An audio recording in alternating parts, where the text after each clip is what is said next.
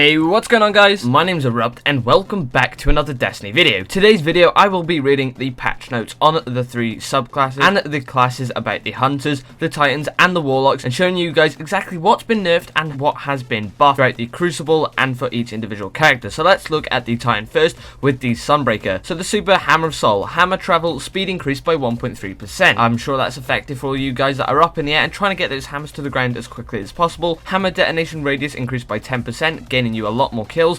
Damage increased by 10% against AI combatants. And then we move on to the Striker subclass, Super Fist of Havoc. Base damage increased by 50% and an additional 50% against AI combatants. So a big buff there, making it a much more powerful super. Then there is the Defender. So in the grenade section, we just have the Spike Grenade. Damage impulses per second reduced to 5 from 10. And then we have these Spike Grenades. Damage per impulse increased by 100%. Total damage unchanged. So there's been a lot of cool things happening with the Titan. All I can really see is a bunch of buffs and some nerfs that aren't too effective, but the buffs in general seem to make the Titan a very predominant character in this patch. Now let's move on to my favourite, the Hunter. So straight away we're going to start with the Gunslinger and the Grenade. Swarm Grenade increased arming radius 0.5 meters, Swarm Grenade detonation damage increased by 7%, and Trip Mine no longer attaches to targets, arms on impact, and then bounces and attaches to terrain. So instead of getting that stick, it will just hit them, flop onto the ground, and then and only then will it detonate.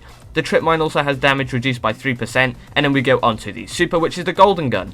Base damage increased by 50% and additional 30% against AI combatants, so there's been a massive buff to that. Almost half of its current damage has been added on, making it a very, very powerful special. Can't wait to be using that. You'll probably see that in the background gameplay anyway. And then we have Deadeye, now increased Golden Gun damage by an additional 30%. Even more adds to the damage this Super can inflict. Then we have the Melee Throwing Knife, base damage reduced by 10%. The perk Circle of Life is modified functionality, precision kills with the throwing knife, reduce the cooldown of Golden Gun. Circle of Life no longer extends the duration of the Golden Gun, and then Circle of Life again +1 armor removed. So there's a bit of a nerf to that side of the whole Hunter thing, but then again the Golden Gun as a whole has had a massive buff. Then we go on to passives. Scavenger increased the amount of grenade and melee energy awarded by 3%. Chain of Woe +1 recovery added over the horizon, +1 recovery removed, so that perk then again has had some nerfs and buffs. Then we move on to the Blade Dancer. Skip Grenade, tracking time reduced to 8 seconds from 12. Then we have the Skip Grenade detonation damage reduced by 13%. And then we move on to the Double Jump, which now goes on to Blink. Blink now occurs a -1 recovery penalty. Now the Super, the Arc Blade, has been changed to be less about repeatedly swinging and more about decisive strikes with additional effectiveness. Base duration increased by 2 seconds. Hit detection test ranges increased by 0.5 meters. Damage increased by 30% against AI combatants. And then we have added a 0.8 second cooldown between Arc Blade swings while airborne. The energy cost per swing has been increased by 20%. Energy cost on hit decreased by 20%.